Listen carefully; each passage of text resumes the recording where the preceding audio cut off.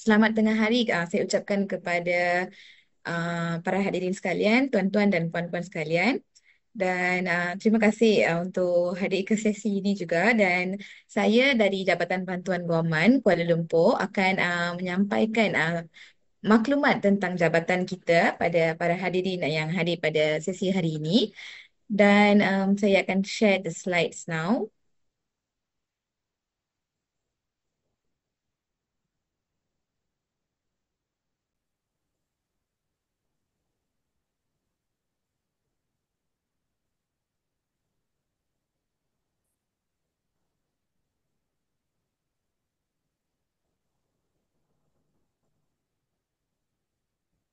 Right. So, apakah itu Jabatan Bantuan Guaman atau lebih dikenali sebagai JBG? Selepas ini saya akan menggunakan terma tersebut sebab ianya mudah untuk disebut.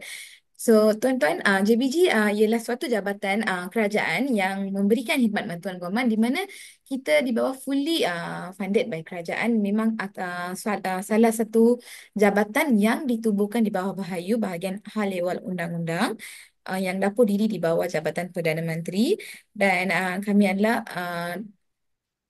fully funded by kerajaan as well. So melalui perkhidmatan ini tuan-tuan, utamanya ini adalah ditumpukan kepada warga negara Malaysia saja dan juga lebih spesifik kepada golongan kurang kemampuan dan berkelayakan yang juga mereka adalah berpeluang untuk mendapat perkhidmatan guaman pada kadar yang lebih rendah berbanding kepada maybe saya diizinkan berbanding kepada peguam swasta. Alternatif lah JBG ni sebagai untuk peguam swasta untuk diwakili di mahkamah maupun untuk mendapatkan pandangan undang-undang.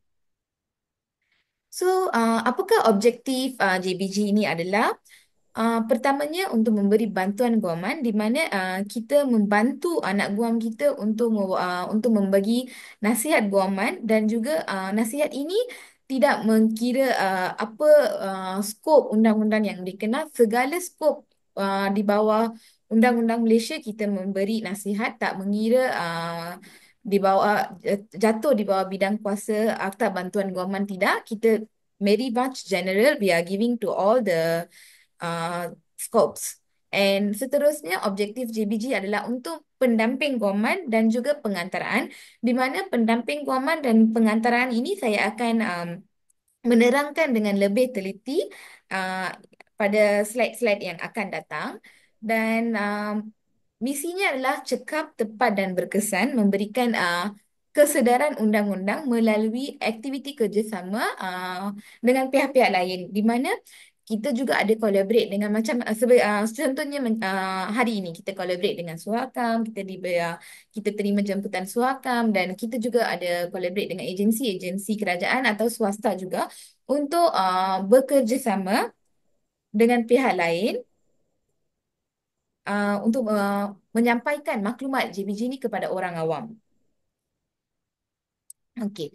Seterusnya, peranan dan fungsi JBG, tuan-tuan dan puan-puan, di mana saya boleh rumuskan ialah ada empat main peranan dan fungsi JBG, di mana kita memberi nasihat di bawah Akta Bantuan Guaman kita, dan seterusnya keduanya adalah mewakili dan memberi bantuan guaman dalam prosiding di semua mahkamah yang jatuh di bawah bidang kuasa, di mana untuk lebih teliti prosesnya adalah sebegini. Orang awam di mana sekiranya mereka memerlukan pandangan undang-undang, so mereka datang boleh hadir ke mana-mana JBG yang berdekatan dengan rumah beliau, di mana sebabnya JBG ini berada di setiap negeri di Malaysia. Di mana di negeri-negeri besar ada dua cawangan. Contohnya di Perak kita ada dua cawangan sebab Perak adalah satu negeri yang besar. So kita ada di Taiping, kita ada di Ipoh, di Pahang kita ada dua juga cawangan GPG. So very much accommodative lah tuan-tuan. Di mana very much easy untuk access juga. So orang awam datang ke JBG untuk dapatkan pandangan undang-undang. Semasa memberi nasihat guaman ini, pihak JBG tidak seperti mana saya maklumkan tadi, kita tidak mengira itu adalah kes apa, jenis kes apa, itu semua kita tidak mengira. Kita akan memberikan nasihat guaman. Tetapi sekiranya orang tersebut, individu tersebut ingin JBG untuk mewakili kes mereka di mahkamah, semasa itu seperti mana Datin memberitahu, kita akan buat means test ujian kemampuan di mana selain daripada itu, kita juga akan tengok kes tersebut ada jatuh di bawah Akta Bantuan Guaman kita atau tidak, iaitu jadual keempat Akta Bantuan Guaman. Sekiranya ia dijatuh di bawah Akta Bantuan Guaman, kita akan mewakili, kita akan bagi berorang untuk tengok mereka layak diberi bantuan guaman atau tidak. So sebab itu di sini kita ada mention mewakili atau memberi bantuan guaman dalam prosiding di semua mahkamah yang jatuh bawah dalam bidang kuasa yang diperuntukkan dalam jadual kedua, jadual ketiga, Akta 26, iaitu Akta Bantuan Guaman. Dan fungsi yang ketiga pula memberi khidmat pengantaraan. Okey, di mana khidmat pengantaraan ini adalah lebih dikenali sebagai mediasi jugalah, di mana kita ada pengantara juga. Kita akan buat pengantaraan di pejabat kita sendiri, iaitu pihak-pihak yang bertikai itu boleh datang ke JPG untuk menyelesaikan pertikaian mereka secara sukarela dan lebih damai dengan bantuan pihak ketiga yang dikenali sebagai pengantara, iaitu pengantara ini adalah officer yang ada di Jabatan Bantuan Guaman, kaki tangan di Jabatan Bantuan Guaman juga. So di mana beliau akan membantu pihak-pihak untuk capai satu penyelesaian yang lagi cepat sebabnya tuan-tuan, perkhidmatan ini juga disediakan di mahkamah, di mana di mahkamah juga kita boleh apply untuk mediasi. Tetapi JBG menawarkan perkhidmatan ini supaya kita boleh cut a step. Kita boleh potong satu langkah di mana sebelum kita pergi ke mahkamah, pihak-pihak kalau sekiranya boleh untuk capai satu penyelesaian, kita bolehlah bantu mereka. Itulah fungsi untuk kita buat pengantaraan. Dan untuk pengetahuan tuan-tuan dan puan-puan, memang JBG, kita punya statistik penyampaian perdamaian yang kita buat melalui pengantaraan tu pun agak baguslah, di mana kita memang berjaya menyelesaikan masalah anak guam yang apply untuk pengantaraan.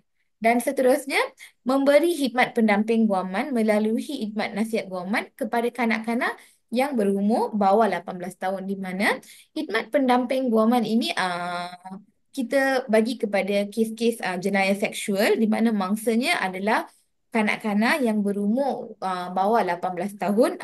Perkara ini saya akan explain sebentar lagi. So, saya move kepada slide yang seterusnya.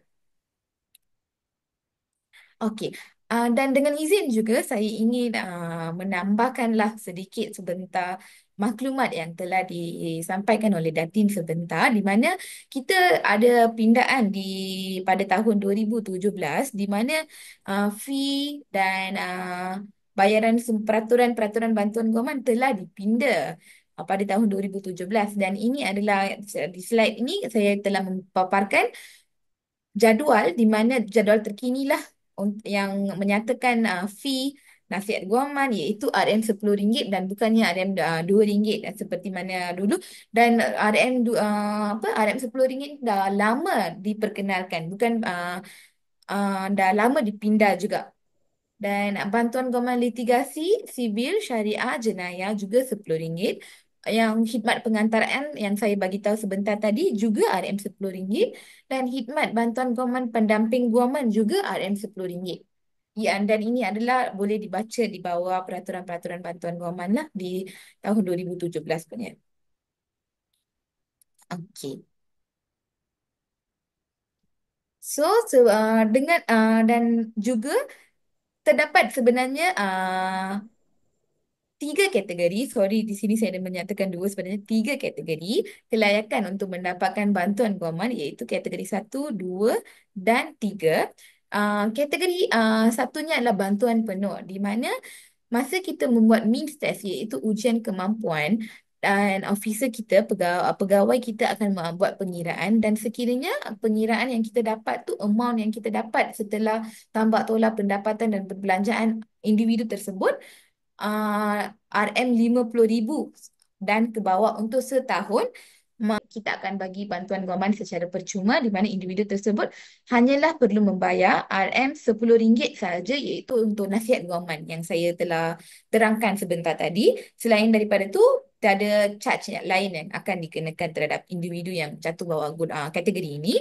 Dan kategori kedua adalah bantuan separa di mana kalau sekiranya individu tersebut pendapatan tahunan mereka di antara RM50,000 RM1 sehingga RM70, RM70,000 di mana individu tersebut akan jatuh di bawah kategori bantuan separa di mana individu akan kenakan bayaran sumbangan mengikut jadual di bawah Akta Bantuan Guaman dan mereka pun perlu membayar duit sumbangan tersebut.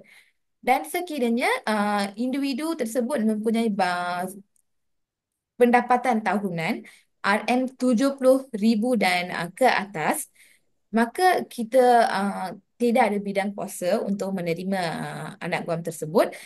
Tetapi sekiranya kalau individu tersebut memerlukan juga bantuan, kita boleh hantar untuk kelulusan yang berbahagia menteri untuk meneliti sama ada individu tersebut layak diberi bantuan guaman atau tidak dan keputusannya adalah bergantung kepada kelulusan YB menteri atau tidak.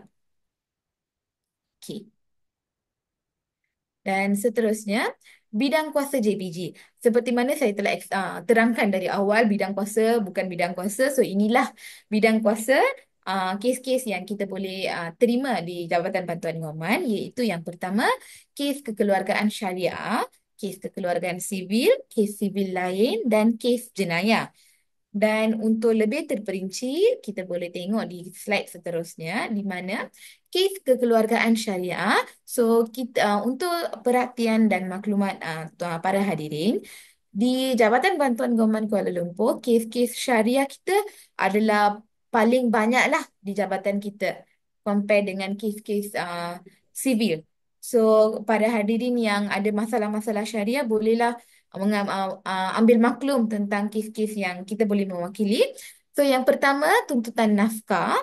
Kedua, perubahan perintah nafkah, penguatkuasaan perintah nafkah, tuntutan cerai, hak penjagaan, harta sepencarian iaitu harta perkahwinan dan muta'ah. Ini adalah contoh-contoh kes yang kita boleh mewakili untuk bidang kuasa syariah lah.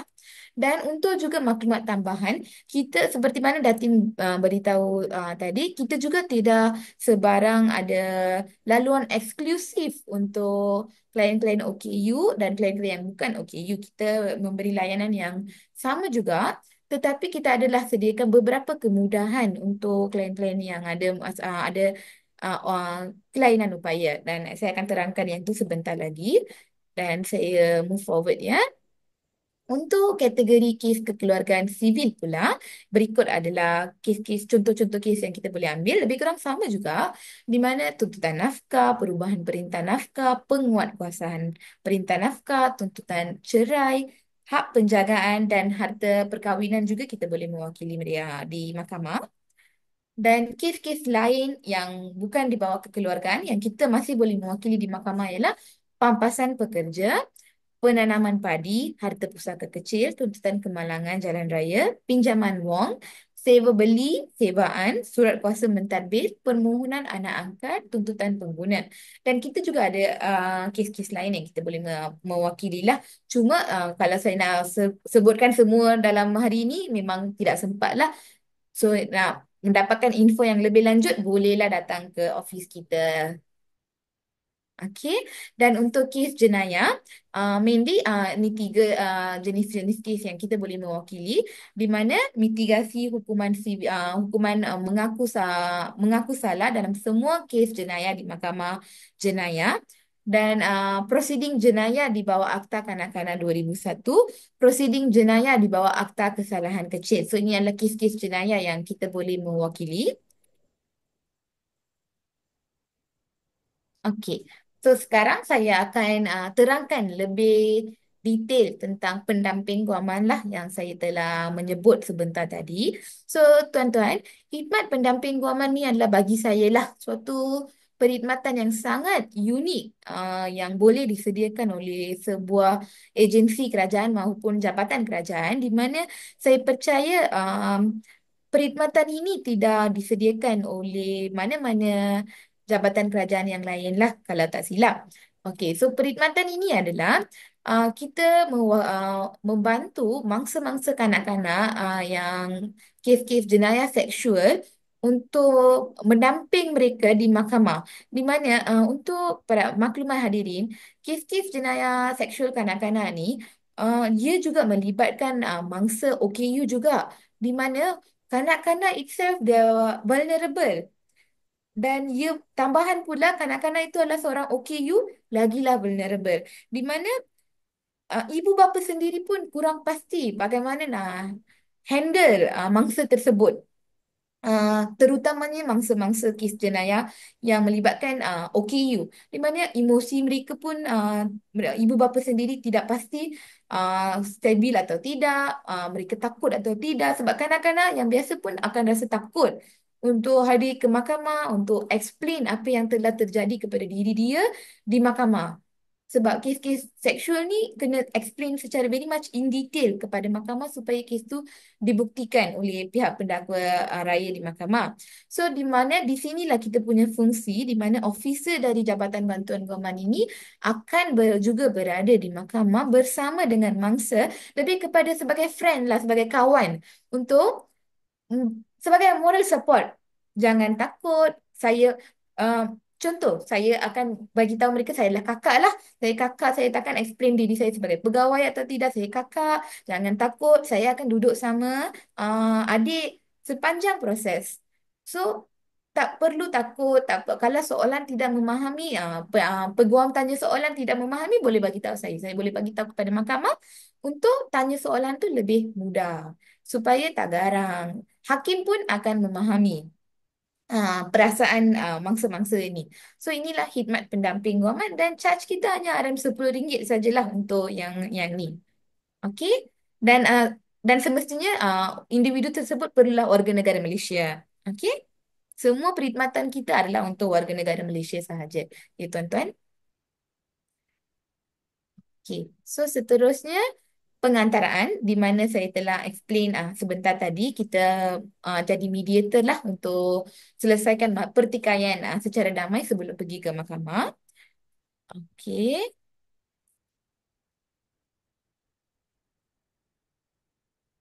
Okey. Sekiranya satu pihak telah diwakili oleh JBG, bolehkah satu lagi pihak mendapatkan bantuan government yang sama? Contoh yang saya boleh bagi dalam situasi ini ialah kes-kes perceraian. Okey. Kes-kes perceraian di mana individu tersebut, contoh yang datangnya adalah isteri yang datang minta bantuan guaman. Kita sedang dan Jabatan Bantuan Guaman pun mewakili mereka di mahkamah.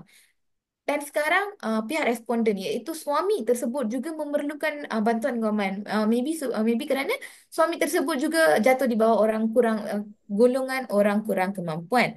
So dalam situasi-situasi sebegini, responden juga boleh memohon untuk bantuan guaman di JBG, di mana kes-kes tersebut kita akan serahkan kepada peguam panel yang berdaftar dengan JBG dan akan dikendalikan di mahkamah. Di mana peguam panel dia ni, para hadirin, nah, peguam panel ini terdiri daripada peguam-peguam swasta, tetapi peguam tersebut telah daftar dengan JBG, dan kes tu akan diuruskanlah di bawah peguam panel tersebut. Okey ya? Faham ya? So, saya teruskan kepada slide seterusnya. Okey, bagaimana untuk menghubungi JBG? So, untuk yang dari jabatan, dari pejabat saya sendiri, saya dari Kuala Lumpur seperti mana yang dimaklumkan sebentar tadi oleh moderator kita. Jadi pejabat saya ada di Jabatan Bantuan Guaman di Menara TH Perdana, Jalan Sultan Ismail, tingkat 28, Kuala Lumpur.